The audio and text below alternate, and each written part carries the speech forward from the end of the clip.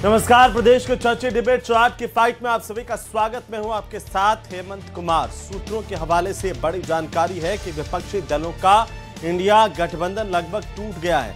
कांग्रेस अब इस धड़े से जुड़े नहीं रहना चाहती है। बिहार चुनाव में मिली हार इस गठबंधन के लिए आखिरी झटका साबित हुई है। इस हार के बाद महागठबंधन के भीतर मौजूद पावर संघर्ष और सीट शेयरिंग के विवाद खुलकर सामने आ रहे हैं और कई बड़े रीजनल दलों ने खुद को अलग कर लिया है। इसकी मुख्य वजह आपसी तालमेल की कमी और बड़े दलों की डिक्टेटरशिप रही है। हालांकि कांग्रेस के संगठन महासचिव केसी वेणुगोपाल ने इन खबरों को खारिज किया है। आज इसी पर प्रदेश की सबसे बड़ी चर्चा करेंगे। पहले ये रिपोर्ट देखिए।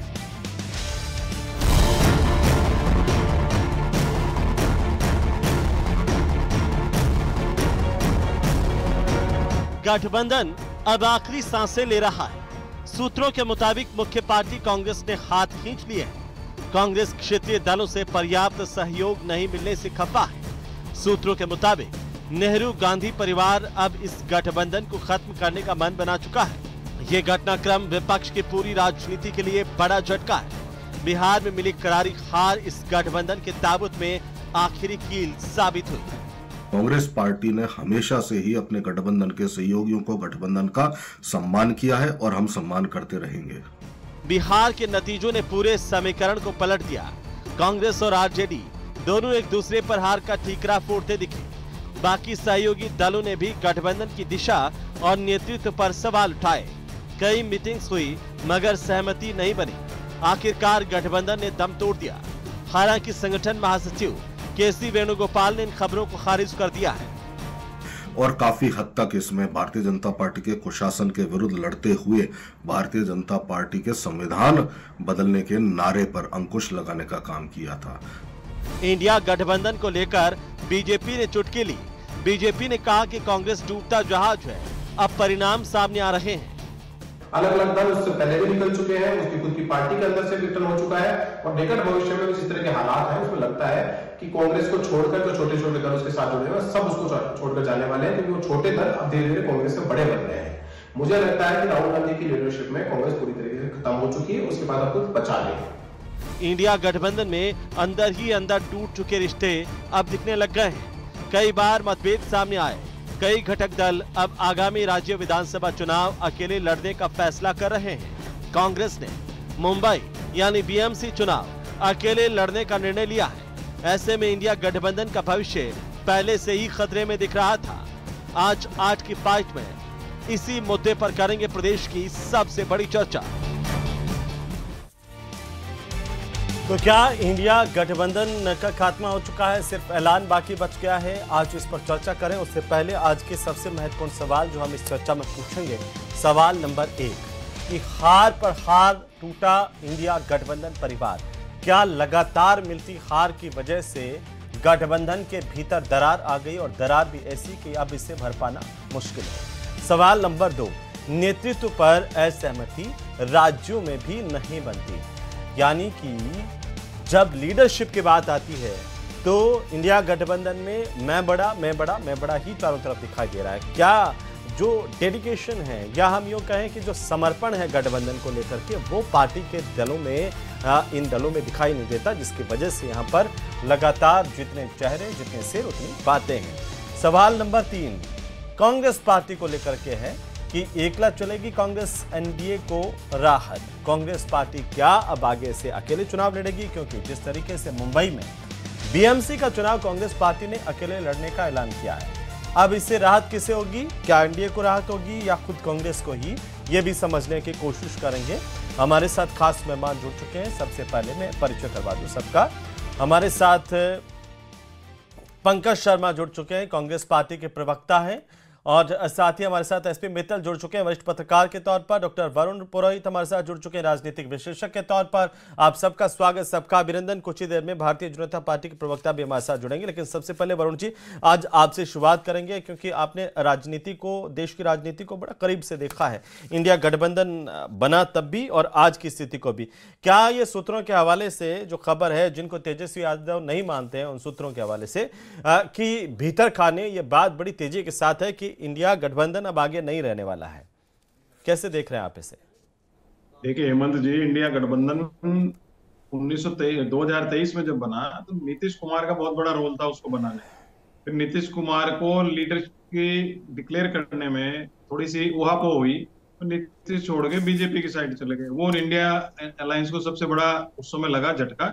आज की स्थिति में जो आप कह रहे हो, सूत्र बता रहे हैं, वो मैं नहीं मान रहा, क्योंकि जैसे लेफ्ट है, लेफ्ट पार्टीज तो कांग्रेस के साथ ही रहेंगी।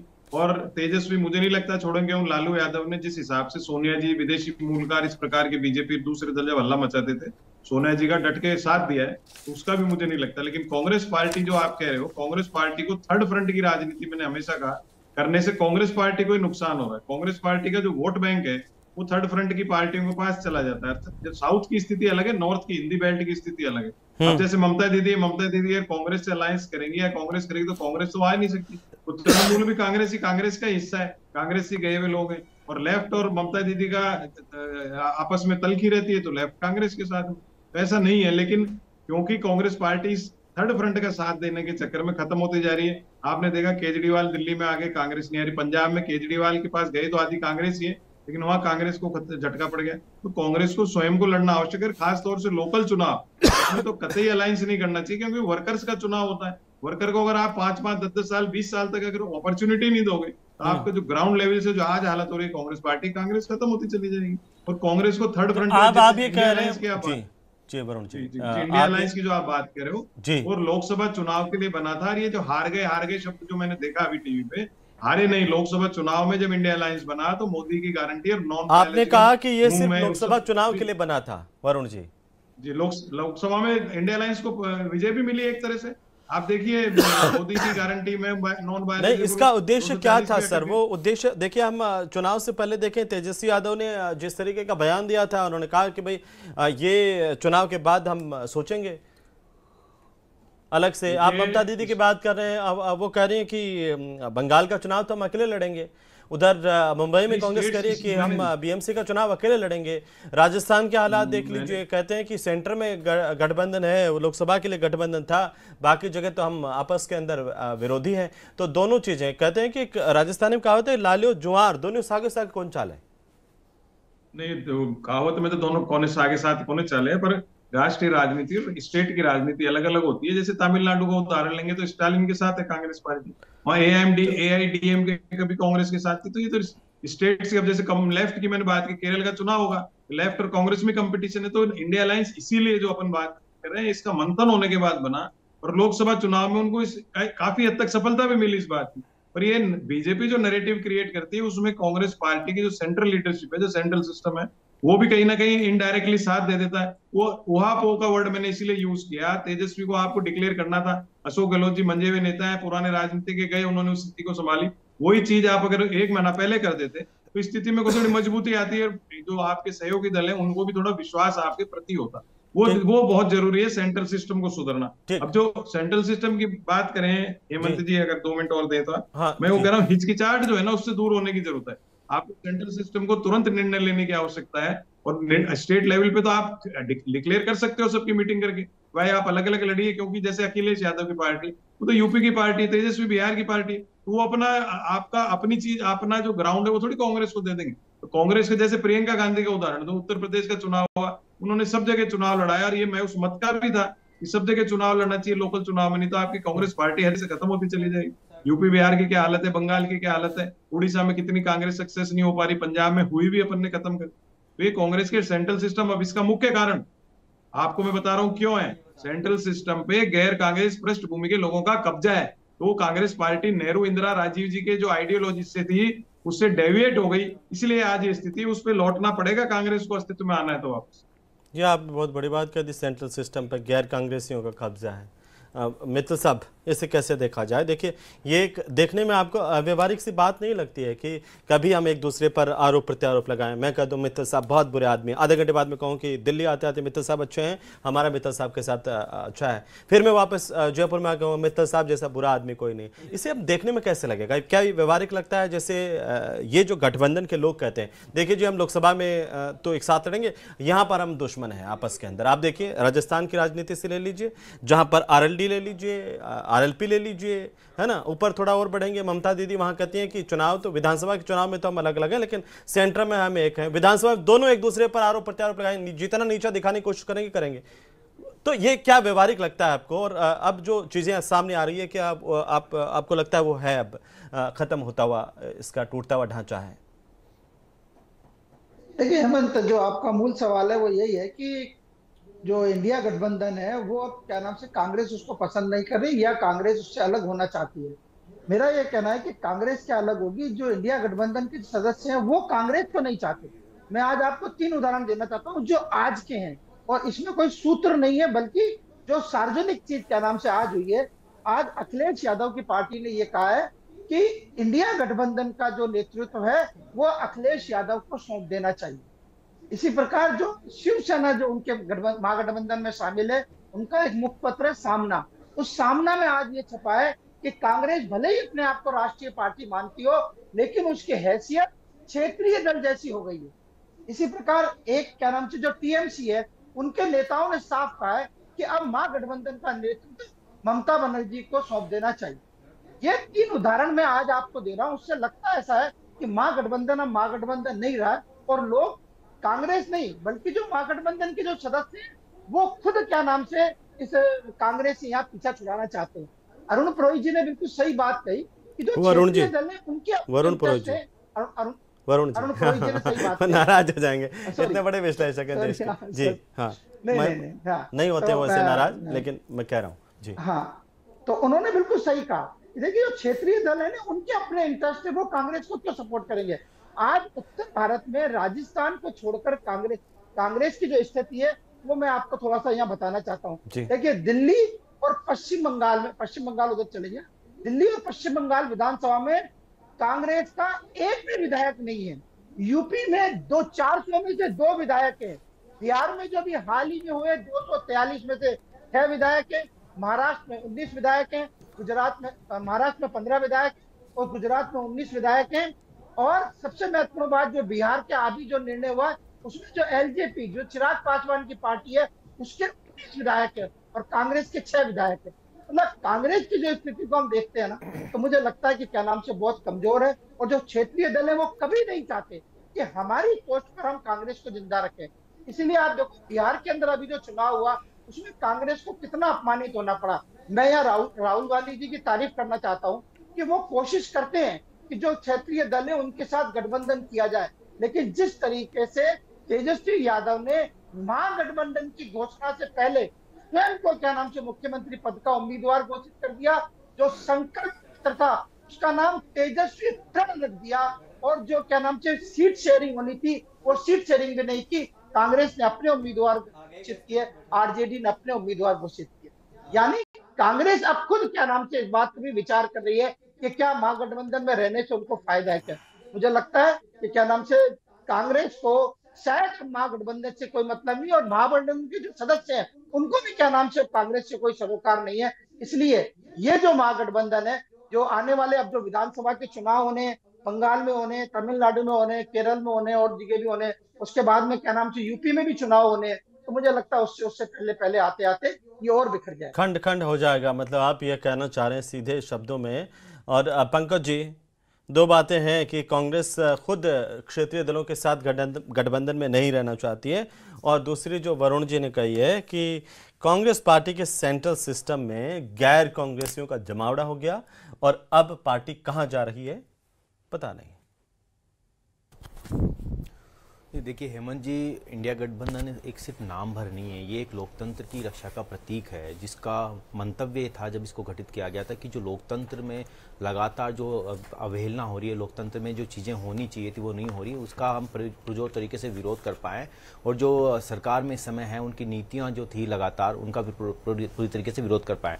और जिस तरीके से एक चुनाव हम जरूर हारे हैं, बिहार का चुनाव, और बिहार का चुनाव हारना और कुछ असहमतियाँ अगर गठबंधन के जो पार्टियाँ उनसे होती होती है तो असहमतियों का मतलब टकराहट नहीं होता है, उनका मतलब एक तरीके से वो लोकतांत्रिक प्रक्रिया का हिस्सा है, भले वो टिकटों के मामले में हो किसी और मामले में। तो जो आरोप आज ये आपके सूत्र बता रहे हैं कि गठबंधन खत्म है, ऐसा कुछ भी नहीं है। ये सिर्फ और सिर्फ भाजपा के द्वारा फैलाई हुई फर्जी खबर है, जिसमें सिर्फ और सिर्फ वो विपक्ष को कमजोर दिखाना चाहते हैं इस चुनाव के हार के बाद, और सिर्फ ये एक तरीके से डिवाइड एंड रूल वाली पॉलिसी पे काम करना चाह रहे हैं। देखिए, इंडिया गठबंधन जब 18 जुलाई 2023 को बना था तो उसका मंतव्य बिल्कुल साफ था कि जो राज्य है, राज्यों की अपनी खुद के इंटरेस्ट होते हैं, उनके खुद के एक स्थिति होती है, उसी हिसाब से हम वहां पे चुनाव लड़ेंगे। तो राज्यों में गठबंधन डिपेंड करता है, लेकिन ये नेशनल लेवल का गठबंधन था इंडिया गठबंधन, और उसको लगातार कांग्रेस पार्टी निभा रही है, बड़े भाई के रूप में निभा रही है। जो क्षेत्रीय दल है उनको छोटे भाइयों को हाथ लेकर लगातार जो सरकार की नीतियां हैं उनको विरोध करने का काम कर रही हैं। कि तो ये बेंगलुरु वाली बैठक की बात कर रहे हैं आप, जब ऐलान किया गया था इंडिया गठबंधन का, है ना? तो लेकिन डेफिनेटली जी, लेकिन आप ये कह रहे हैं कि ये लोकतंत्र की रक्षा के लिए बना था। हम जो हालिया दिनों के बयान इन नेताओं के देखते हैं, चाहे तेजस्वी यादव का भी जिक्र कर रहे थे या कुछ और नेताओं का आपके भीतर के जो क्षेत्रीय दल हैं, तो उसमें ये दिखता है कि सत्ता लोलुपता ज्यादा नजर आती है, लोकतंत्र की रक्षा गई बाद में।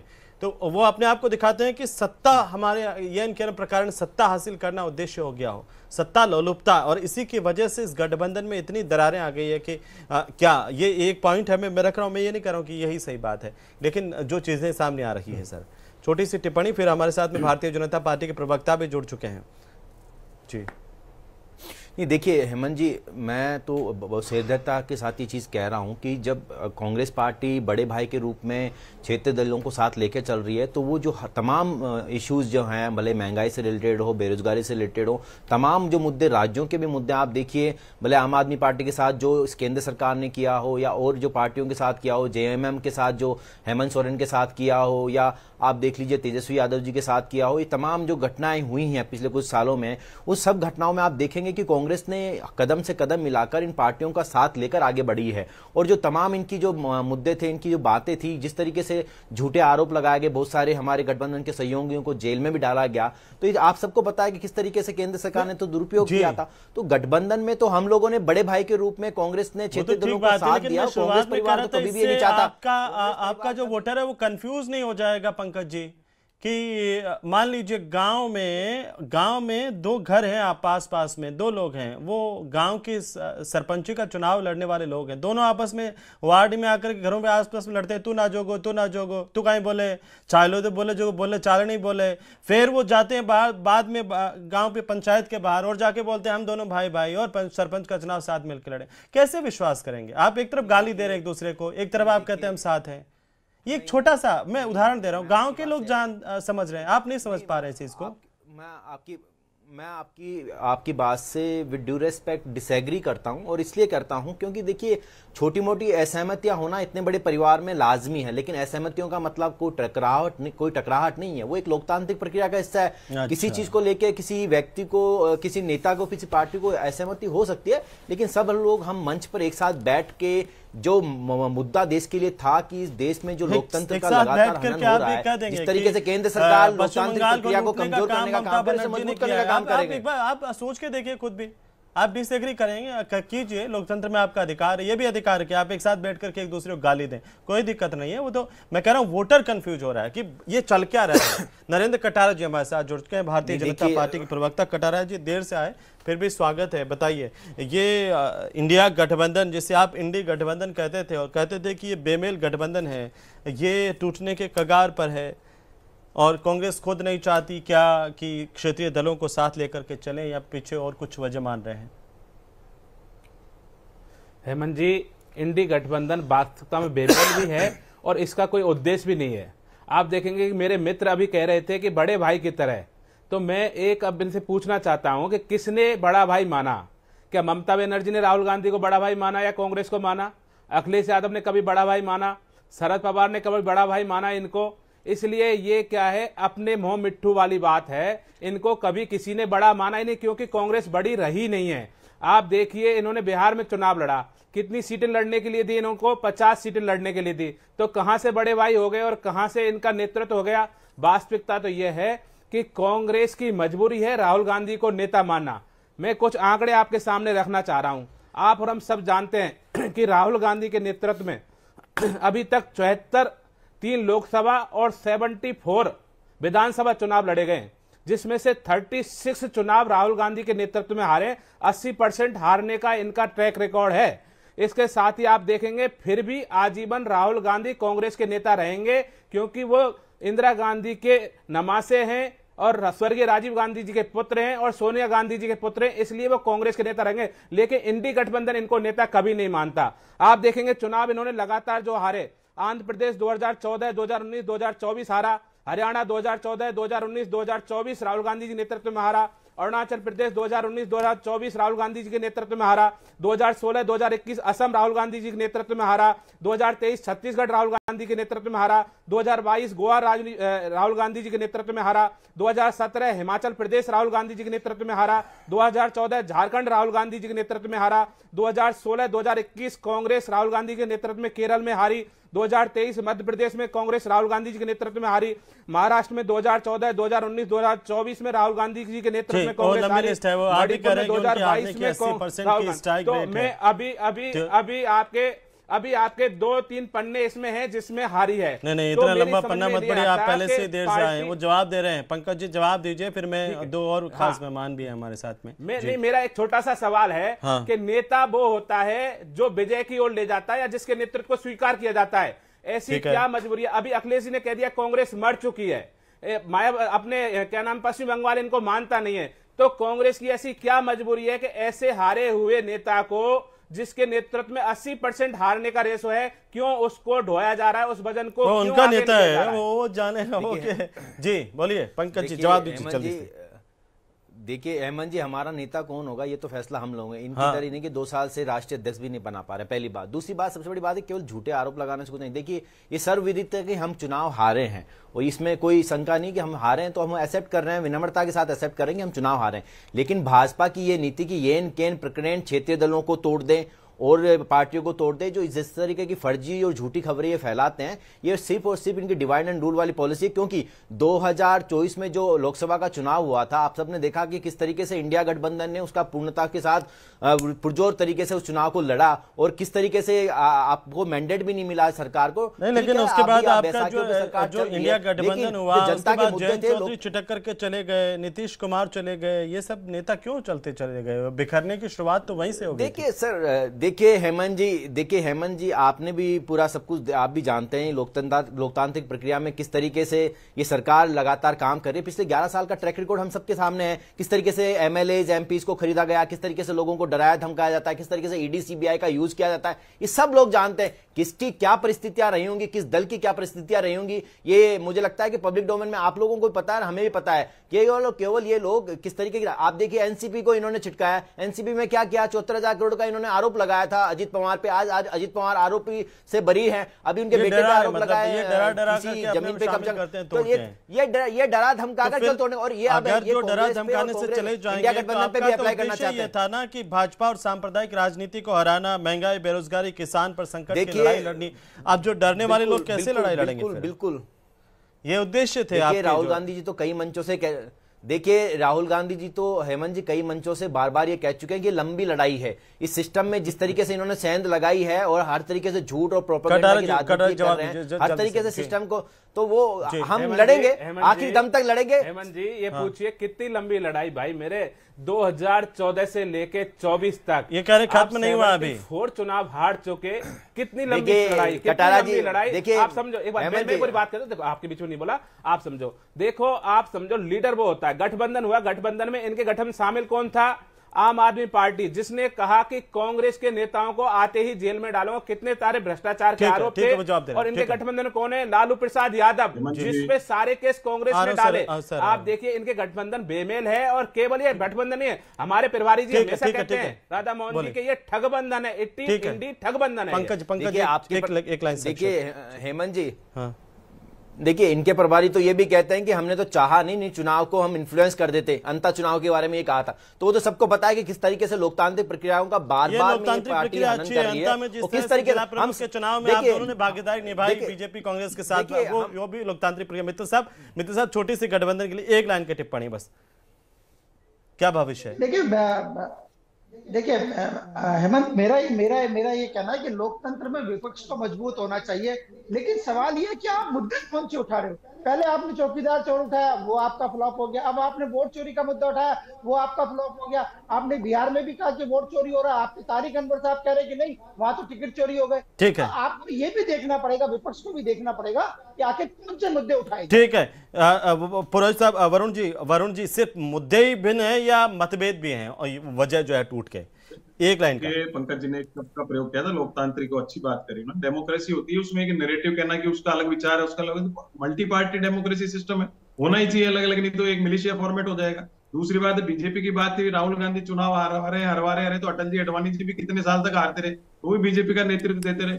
कांग्रेस की जहां तक बात है, कांग्रेस में मैंने कहा ना, सेंट्रल सिस्टम गैर कांग्रेस पृष्ठभूमि के लोगों से कैप्चर कर रखा है और इमेच्योर एक्सपेरिमेंट किए जा रहे हैं। ठीक है, आप सभी का बहुत शुक्रिया चर्चा में शामिल होने के लिए। कुल मिलाकर के कांग्रेस पार्टी के भीतर कई सारे सवाल हैं जो आने वाले दिनों में और मुखरता के साथ और स्पष्टता के साथ सामने आएंगे, लेकिन फिलहाल कांग्रेस यही कर रही है कि गठबंधन धर्म का पालन एक बड़े भाई के तौर पर किया जा रहा है। कितना किया जा रहा है वो आप जनता बेहतर जानते हैं।